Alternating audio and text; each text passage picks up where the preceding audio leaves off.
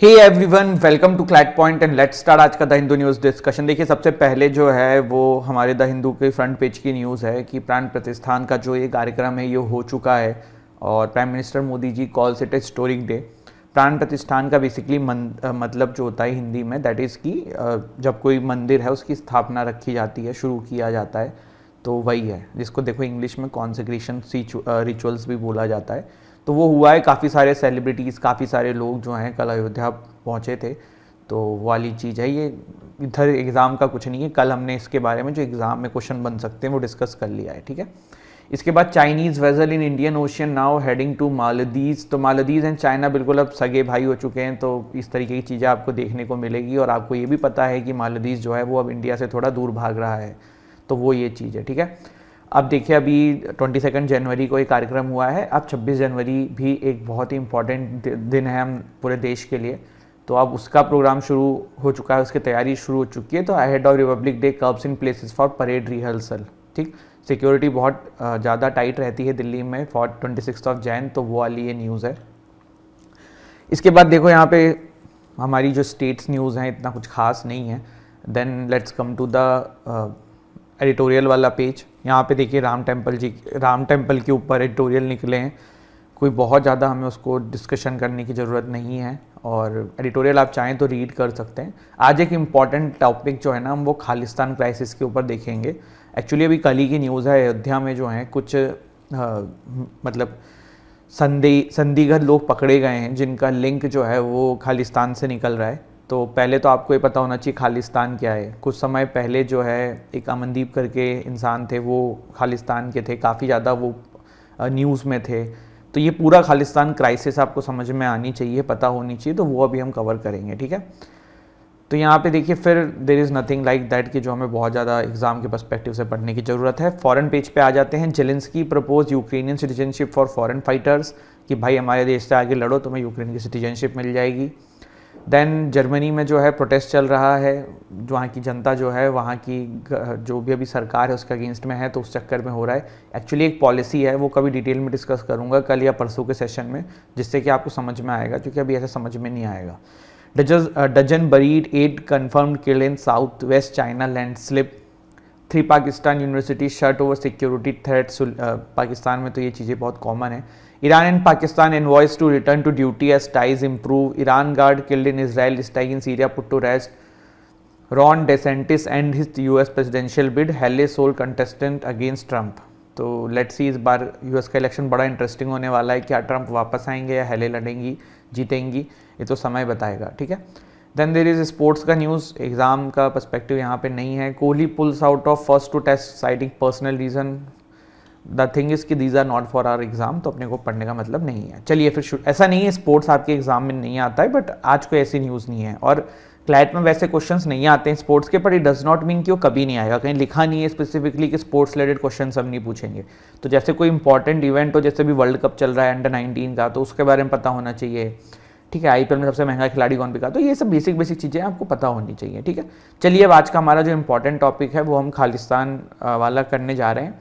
उसके पीछे रीज़न ये है, अभी अगर आज आप सर्च करेंगे तो यू विल फाइंड अयोध्या के अंदर 2-3 संदिग्ध लोग पकड़े गए हैं जिनका खालिस्तानी लिंक बताया जा रहा है। और ये सोचा मतलब ये अंदाज़ा है कि भाई ये जो इवेंट हो रहा था उसी में कुछ नुकसान पहुंचाने के लिए वो आए थे। तो अपने को पूरा ये क्राइसिस समझनी होगी, क्या खालिस्तान है, क्यों डिमांड हो रही थी, नेक्स्ट एवरीथिंग, ठीक है। तो चलिए फिर शुरू करते हैं। खालिस्तान मूवमेंट बहुत ज़्यादा न्यूज़ में आ गया है, क्योंकि अमृतपाल सिंह के वजह से काफ़ी ज़्यादा ये चीज़ें न्यूज़ में हैं। कौन है अमृतपाल सिंह, क्या हुआ था अजनाला पुलिस स्टेशन में, क्या घटना घटी थी जिसके बाद ये पूरा का पूरा चीज़ें न्यूज़ में आई। तो पहले तो हम कंटेक्स्ट समझेंगे, फिर हम खालिस्तान मूवमेंट का इतिहास भी समझेंगे, क्योंकि अगर एग्जाम में क्वेश्चंस आते हैं तो वो सिर्फ ये नहीं आएगा कि अभी क्या हुआ है, इस पे भी बन सकता है, साथ ही साथ आपका पास्ट में भी क्या मूवमेंट के ऊपर, हिस्ट्री के ऊपर क्वेश्चन बन सकता है, ठीक है। चलिए तो देखिए, सबसे पहले हुआ क्या, Feb 23 की बात है। कब की बात है, Feb 23 की। 100 of followers of Amritpal Singh, जो कि एक radical preacher and pro Khalistan leader हैं, इन्होंने वायलेंटली कह सकते हो क्लैश किया अजनाला पुलिस स्टेशन के बाहर। काफी सारे लोग इकट्ठा हो गए और इन्होंने डिमांड करी क्या, इनके एक फॉलोअर या फिर आप इनके फ्रेंड कह सकते हो, इनको पुलिस स्टेशन के अंदर बंद करके रख रखा हुआ था। तो वो कहा गया कि इनको रिहा करो। फिर बाद में क्या हुआ कि पुलिस ने जो है ना कोर्ट से उनकी रिहाई की फरमान मांगते हुए उस पर्टिकुलर इंसान को रिहा भी कर दिया। इसके अलावा आपने अमृतपाल सिंह जी के भी काफी सारे इंटरव्यूज भी देखे होंगे जिसमें काफी ज्यादा ये प्रो खालिस्तानी बातें करते हैं। कौन है अमृतपाल सिंह जी, क्या है ये पूरी कहानी, इस पे हम आएंगे, लेकिन पहले थोड़ा सा खालिस्तान मूवमेंट का जो इतिहास रहा है वो जानने की कोशिश करते हैं।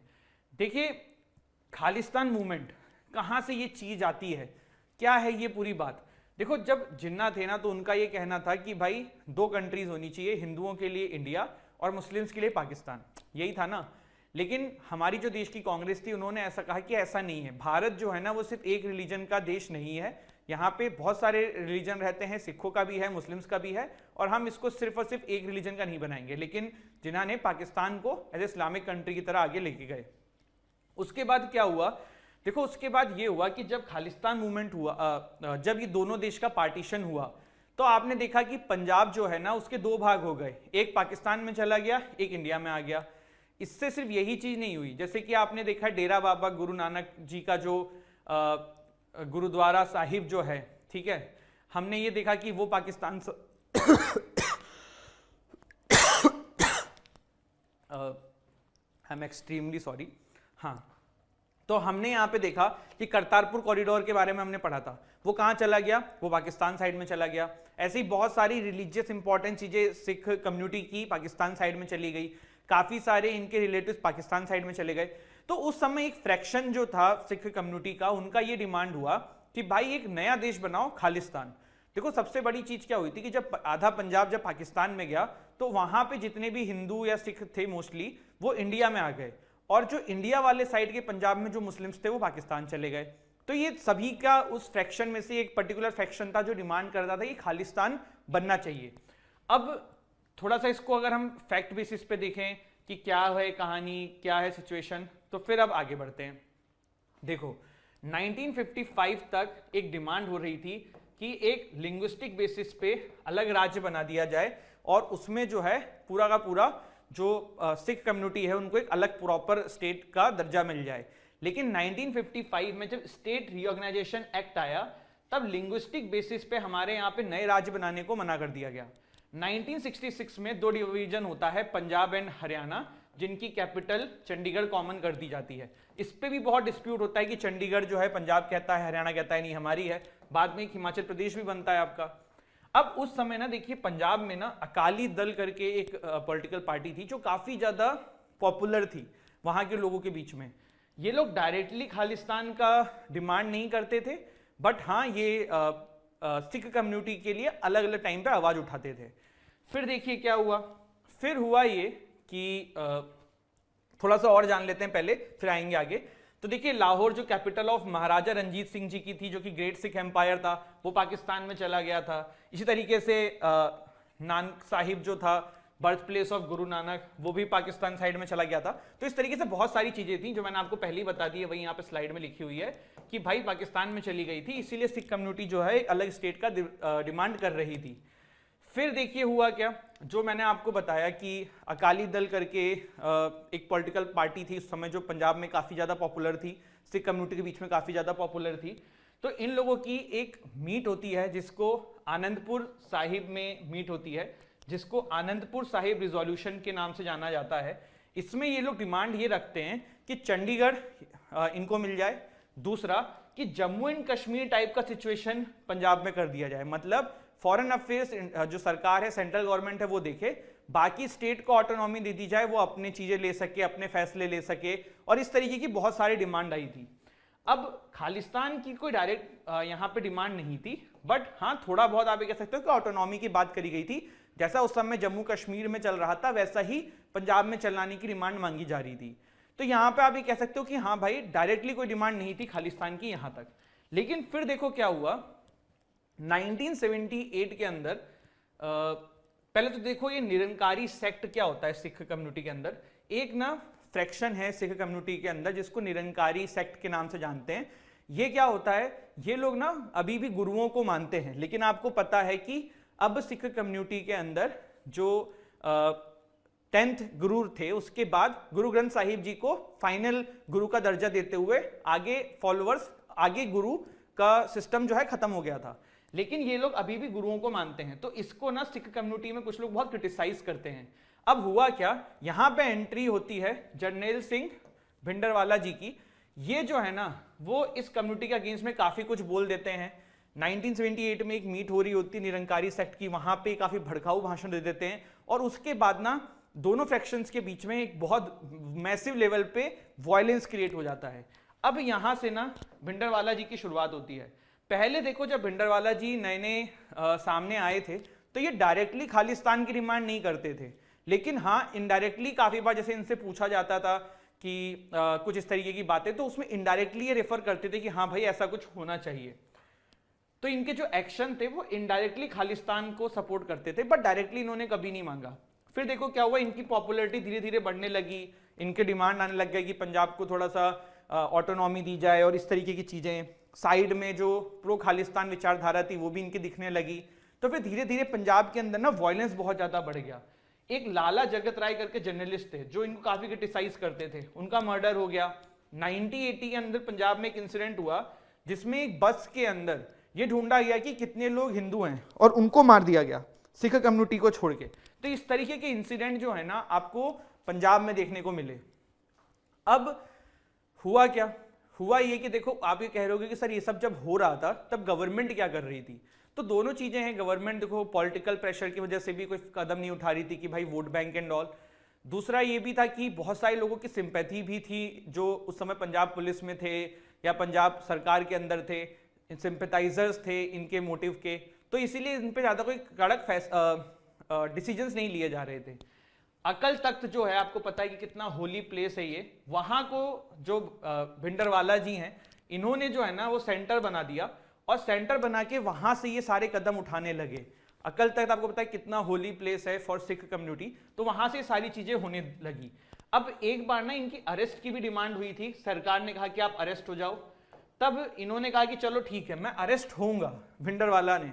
पर इन्होंने अरेस्ट की कुछ शर्तें रखी। क्या शर्तें रखी कि पहली शर्त ये कि मुझे जो अरेस्ट करने आएगा वो सिख कम्युनिटी का इंसान होगा, उसकी भी बियर्ड होनी चाहिए। दूसरा इन्होंने बोला कि मैं जब चाहूंगा अपने हिसाब से अरेस्ट होऊंगा। तो पंजाब सरकार ने ये शर्त मान ली। आज भी काफी सारे लोग इस फैसले को क्रिटिसाइज करते हैं कि भाई आपने इस शर्त को मान के उनको वैसे भी अपर हैंड दे दिया। अब हुआ क्या, जब ये अरेस्ट होके बाहर आए ना तो लोगों के अंदर इनकी पॉपुलैरिटी जो है वो बहुत ज्यादा बढ़ गई। फिर हुआ ये कि इन्होंने भिंडरवाला ने सिविल डिसोबीडियंस मूवमेंट स्टार्ट किया, किसके साथ मिलके, अकाली दल के साथ, जो पहले इतना डायरेक्टली इस चीजों में इन्वॉल्व नहीं होते थे। बट अब उनकी तरफ से भी देखने को मिल रहा है कि भाई हाँ प्रो खालिस्तान विचारधारा सामने आने लगी है। तो यहां पे फिर इनके द्वारा सिविल डिसोबीडियंस मूवमेंट स्टार्ट किया गया, जिसको धर्म युद्ध मोर्चा के नाम से जाना जाता है। इसके बाद क्या हुआ, धीरे धीरे सिचुएशन जो है ना पंजाब के अंदर वो और खराब होने लगी। 1984 के अंदर बहुत सारे आपने देखा वहां पे कि हिंदू लोगों को मारा जाने लगा, वायलेंस होने लगा हिंदूज के अगेंस्ट में। एक इंसिडेंट है 1983 का जो बहुत शॉकिंग था। 1983 के अंदर एक आईपीएस ऑफिसर जाते हैं गोल्डन टेम्पल के अंदर माथा टेकने के लिए, और वो वापस वहां से नहीं आ पाते हैं। उनको मार के उनकी लाश को खुले में फेंक दिया जाता है, और उनकी लाश को कोई कलेक्ट करने के लिए भी नहीं जाता है, क्योंकि लोगों को, अब उसके पीछे दो रीजन बताए जाते हैं कि जो बाकी पुलिस फोर्सेस थे उनको डर था कहीं हम भी ना मारे जाएं। दूसरा ये था कि बहुत सारे लोग उनके सिंपैथाइजर भी थे। तो ये चीज देखने को मिली। उनका नाम भी मैंने कहीं डाला है, मेरे को अभी नाम याद आ नहीं रहा है, AW रावत है आई थिंक, ऐसे कुछ नाम है उनका, ठीक है, हाँ AS रावत है शायद, AS रावत नाम था उन आईपीएस ऑफिसर का जिनके साथ एक घटना घटी थी। फिर ये जब सारी चीजें हुई ना तब फाइनली फिर हमारी जो सेंटर गवर्नमेंट है, इंदिरा गांधी जी की जब सरकार थी, तो उन्होंने ये बात को समझा कि जो स्टेट गवर्नमेंट है, जो स्टेट मशीनरी है, वो इस मैटर को सॉल्व करने में अब सक्षम नहीं रह गए हैं। और इंदिरा गांधी जी ने इंडियन आर्मी से डिमांड करी कि आप इस ऑपरेशन को कंडक्ट करिए और मिलिटेंट्स को गोल्डन टेम्पल से बाहर निकालिए। इसके बाद आता है क्या, ऑपरेशन ब्लू स्टार। जून 1, 1984 में ऑपरेशन ब्लू स्टार लाया जाता है। अब ऑपरेशन ब्लू स्टार देखो इंडियन आर्मी के द्वारा कंडक्ट किया जाता है। इसमें देखो ना एक समस्या ये हो जाती है कि देखो जो मिलिटेंट्स थे ना उनको गोल्डन टेम्पल से बाहर निकालने के लिए काफी ज्यादा इंफ्रास्ट्रक्चर लॉस भी हो गया था, जिसके वजह से बहुत सारे सिख कम्युनिटी जो खालिस्तान मूवमेंट से अपने आप को रिलेट नहीं करते थे, अब वो भी गुस्से में थे, क्योंकि एक बहुत ही रिलीजियसली इंपॉर्टेंट प्लेस है ये सिख कम्युनिटी का, और इसको काफी सारा नुकसान पहुंचा। तो सिख कम्युनिटी को अपने ऊपर बहुत बुरा लगा। ये एक गलती थी। गलती क्यों थी? क्योंकि उस समय हमारे देश में कोई इस तरीके की सेना नहीं थी जो कि इस तरीके के लिए ट्रेन करी जाए, जो ऐसी सिचुएशन में चीजों को टैकल करे। इसीलिए पता है आपको 1988 में फिर यही हुआ था, गोल्डन टेम्पल में खालिस्तानी लोग इकट्ठा हो गए थे, खालिस्तानी सपोर्टर्स लोग इकट्ठा हो गए थे, तब फिर आर्मी गई थी। तो 1988 में ना फिर एनएसजी की स्थापना करी गई थी, इस तरीके की सिचुएशन को डील करने के लिए स्पेशली एनएसजी बनाई गई थी। ठीक है, अब वापस आ जाते हैं। तो अब आप ये कहोगे कि सर हमारी आर्मी जो है वो पहुंच गई गोल्डन टेम्पल के पास, अब वहां पे बहुत आसानी से उन्होंने जो है चीजों को खत्म कर दिया होगा, बट ऐसा हुआ नहीं। उस समय सरकार ने भी यही सोचा था कि आर्मी तो इन मिलिटेंट्स को जो कि अनट्रेन्ड है तुरंत खत्म कर देगी। लेकिन प्रॉब्लम क्या हो गई? प्रॉब्लम हुई मेजर जनरल सावेक सिंह के द्वारा। ये कौन है? देखो, मेजर जनरल सावेक सिंह ना इंडियन आर्मी के ऑफिसर थे। इन्होंने 1971 में जब इंडिया एंड बांग्लादेश वाला जब पाकिस्तान जो कि बांग्लादेश पहले होता था, तो जो ईस्ट पाकिस्तान वाला जो सीन था जिसको बांग्लादेश हमने आज़ाद कराया था, तो वहां पे एक सेना थी मुक्ति मोर्चा, जो कि पाकिस्तानियों के अगेंस्ट में लड़ाई करती थी। उस मुक्ति मोर्चा को इंडियन आर्मी ने ही ट्रेन किया था अगेंस्ट द पाकिस्तानी, और उन मुक्ति मोर्चा को ट्रेन करने के लिए मेजर जनरल सावेक सिंह एक बहुत इंपॉर्टेंट किरदार निभाए थे। अब क्या हुआ, ये मेजर जनरल सावेक सिंह ने ज्वाइन कर लिया किसे? इन मिलिटेंट्स को गोल्डन टेम्पल में।